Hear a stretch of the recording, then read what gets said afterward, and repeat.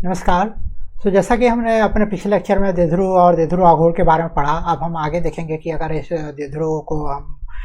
एक समान विद्युत क्षेत्र में रखते हैं तो उस पर क्या प्रभाव पड़ता है, उस पर कैसे बल काम करते हैं, और उसके संदर्भ में हम बल आघूर्ण की बात करेंगे। तो चलिए देखते हैं कि ये सब कैसे कैलकुलेट करेंगे और कैसे उसको हम यूटिलाइज कर सकते हैं। जैसा कि हम पहले देख चुके हैं कि जो हमारा देध्रुव आघूर्ण होता है वेक्टर पी, जैसे हम रिप्रेजेंट करते हैं क्यू और टू वे, यहाँ पे क्यू एक आवेश है और उसके बीच की दूरी अगर दोनों आवेशों के समान आवेशों के बीच में बट विपरीत आवेशों के बीच की दूरी जो है टू वे है, तो उस हिसाब में हम ऐसे एक्सप्लेन करते हैं। तो अब हम देखते हैं कि जब अगर इस द्विध्रुव को एक यूनिफॉर्म इलेक्ट्रिक फील्ड में एक समान विद्युत क्षेत्र में रखते हैं तो क्या होता है, उस पर कैसे बल कार्य करता है और हम उस हिसाब से कैसे हम बल आघूर्ण की परिभाषित कर सकते हैं। तो मान लीजिए हमारा यूनिफॉर्म इलेक्ट्रिक फील्ड है और इसमें हमने एक द्विध्रुव है जिस पे चार्ज माइनस क्यू और प्लस क्यू है ये, और जो इनके बीच का जो ये डिस्टेंस है ये टू है, राइट। तो इस पर अगर आप देखेंगे तो इस पर एक बल लगेगा इस दिशा में और अपोजिट डायरेक्शन में माइनस क्यू की वजह से लेट से ये माइनस एफ क्यू और ये प्लस एफ क्यू है। तो चूँकि ये दोनों बल एक दूसरे के बराबर होंगे क्योंकि चार्ज सेम है और एफ बराबर क्यू इंटू ई, जैसा कि आप जानते हैं। तो इलेक्ट्रिक फील्ड अगर यूनिफॉर्म है तो दोनों के बल समान होंगे, तो नेट बल तो जीरो होगा, परंतु ये दोनों बल एक बिंदु पर न हैं तो एक बल आघूर्ण काम करेगा, और वो बल आघूर्ण जो हम टॉर्क भी कहते हैं, जिसे टाउ से रिप्रेजेंट करते हैं, उसको हम परिभाषित करते हैं कि कोई एक बल एफ क्यू लेट से, तो अगर हमारा ये चार्ज क्यू है और उस पर इलेक्ट्रिक फील्ड ई है तो क्यू ई, और उस पर इसका अभिलंबन जो दूरी होगी, जो ये दूरी होगी जो परपेंडिकुलर एक फोर्स के बीच में, तो ये अगर मान लीजिए एंगल ये थीटा बना रहा है तो ये थीटा होगा, तो ये टू ए, तो ये जो दूरी होगी, ये दूरी जो होगी वो हमारी टू ए साइन थीटा होगी, राइट। तो इस दिशा में जो हमारा ये प्रोडक्ट होगा उसी को हम टार करेंगे, बल आघूर्ण बोलेंगे। और इसके लिए अगर हम लिखें तो यहाँ पे हम लिख सकते हैं टू ए साइन थीटा। तो अगर हम थोड़ा इसे एडजस्ट करें और हम देखें यहाँ पे, जैसे p इंटू टू ए हमने वेक्टर p के रूप में लिखा था, और p e, अभी हम मैग्नीट्यूड की बात करते हैं तो लेट से हम अभी इसे वेक्टर नहीं, केवल हम मैग्नीट्यूड से ही रिप्रेजेंट करें तो बेहतर है। तो पी ई और साइन थीटा, राइट। तो अब ये तो हमारा हो गई मैग्नीट्यूड, और अगर हम इसके डायरेक्शन की बात करें तो यह जो डायरेक्शन होगा ये इसका, तो अगर ये पृष्ठ है तो पृष्ठ में ये बाहर की तरफ होगा, और अगर इसे फुल वेक्टर के रूप में तो हम इसे क्रॉस प्रोडक्ट के रूप में भी लिख सकते हैं, vector p cross vector e, और ये हमारा एक फार्मूला बन के आ गया जिसे हम टार्क कैलकुलेट कर सकते हैं, जो बल आघूर्ण है उसे हम एस्टिमेट कर सकते हैं। और आप अपने जो वेक्टर के कैलकुलेशन है डॉट प्रोडक्ट क्रॉस प्रोडक्ट, उससे आप अवेयर होइए, जिससे आपको बहुत ही मदद मिलेगी इस प्रॉब्लम को सॉल्व करने में। तो ठीक है, तो ये तो हो गया हमारा टार्क जब यूनिफॉर्म फील्ड है। आपकी एक ऐसी स्थिति आ सकती है जो हमारा जो ना जो ये फोर्स है वो जो इलेक्ट्रिक फील्ड है यूनिफॉर्म ना हो करके नॉन यूनिफॉर्म हो। मान लीजिए अगर ये इलेक्ट्रिक फील्ड है और ये इस दिशा में घट रही है, बढ़ नहीं रही है जबकि घट रही है, जो ई यहाँ पे है और यहाँ पे जो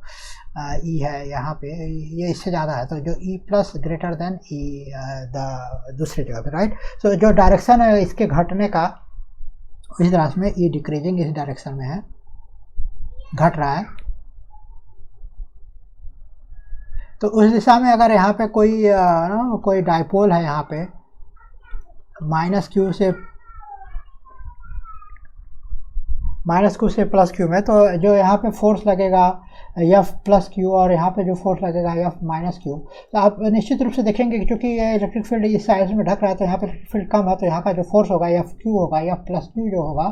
वो लेस देन होगा एफ माइनस क्यू से, राइट। सो एक नेट फोर्स लगेगा जो इसकी दिशा में होगा, जो डायपोल की अपोजिट डायरेक्शन में होगा, जो नेट फोर्स का डायरेक्शन होगा। तो आप देखिए कैसे जब नॉन यूनिफॉर्म इलेक्ट्रिक फील्ड में अगर सेम डायरेक्शन में हमारा डायपोल है, फिर भी हमारे पास एक नेट फोर्स लग रहा है, और यहाँ पे फोर्स उसके डायपोल मोमेंट का जो डायरेक्शन है, डायपोल का जो डायरेक्शन उसके अपोजिट डायरेक्शन में है। इसी प्रकार आपका एक दूसरा केस भी आप ले सकते हैं,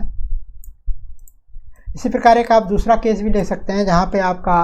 मान लीजिए कि जो इलेक्ट्रिक फील्ड है वो इस दिशा में बढ़ ना हो करके घट रहा है, राइट। तो अगर ये जो है इस डायरेक्शन में इंक्रीज हो रहा है मतलब बढ़ रहा है, तो उस दिशा में अगर आपके पास कोई यहाँ पे डाइपोल है, ये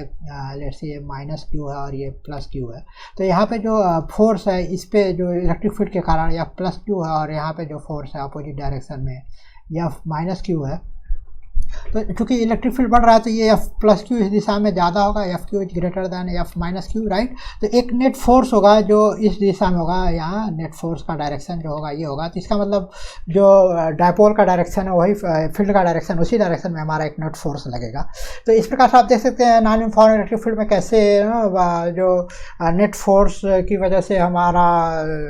जो मूवमेंट हो सकता है हमारे चार्ज पार्टिकल में जो डायपोल एग्जिस्ट होता है। तो इसका सबसे एक अच्छा उदाहरण आप देख सकते हैं हमारा, जैसा कि हमने अपने पिछले लेक्चरों में पढ़ा था, जो हमारा कंघा था। जब हमने कंघा रगड़ा तो जब कंघा अपने बाल से ऊपर रगड़ा शुष्क अवस्था में तो हमारा चार्ज हो गया, राइट। तो जब ये चार्ज हो गया, जब हमें छोटे छोटे कागज़ के पीसों में पास लाए जो चार्ज नहीं था, तो क्या हुआ, वो ये जो कागज़ के पीस थे वो पोलराइज हो गया, राइट, प्लस माइनस हो गया। तो एक प्रकार का एक इसमें एक टाइनाई डायपोल क्रिएट हुआ, इंड्यूस हो गया, और उसकी वजह से जो डायपोल थे उसकी वजह से एक ये नॉन यूनिफॉर्म इलेक्ट्रिक फील्ड होने की वजह से उस पर एक नेट फोर्स लग रहा था। और ये एक्चुअली इस प्रकार का था कि जो ये ना अट्रैक्शन की तरफ था, जो इलेक्ट्रिक फील्ड का डायरेक्शन है जो काम की तरफ था, तो जो कंघे की तरफ आकर्षण का अनुभव किया। तो आप कैसे देख सकते हैं कि कैसे आपने एक बहुत ही ये जो टार का डेफिनेशन है नॉन यूनिफॉर्म फील्ड और यूनिफॉर्म फील्ड में जो हमारा जो परिकल्पना है जो डायपोल का द्विध्रुव आघूर्ण का, उससे आपने कैसे जो कंघे के बीच में जो हमने ऑब्जर्वेशन किया था उसे एक्सप्लेन कर लिया। तो ये तो रहा हमारा कैसे हम द्विध्रुव आघूर्ण और उसका अभिप्राय और इसका उपयोग हमने कुछ घटनाओं को एक्सप्लेन करने में, ऐसे बहुत सारे घटनाएं और बहुत सारे उपयोग हम इसके आगे देखेंगे। और बहुत सारे मालिक्यूल, जैसा कि हमने पिछले लेक्चर में भी देखा था कि बहुत सारे ऐसे मालिक्यूल हैं जिसमें परमानेंट डायपोल पाए जाते हैं, पोलर मालिक्यूल भी बोलते हैं उन्हें, जिसका अपनी अलग उपयोगिता है जिसे हम आगे वाले अध्यायों में पढ़ेंगे। तो ये तो रहा हमारा जो द्विध्रुव समान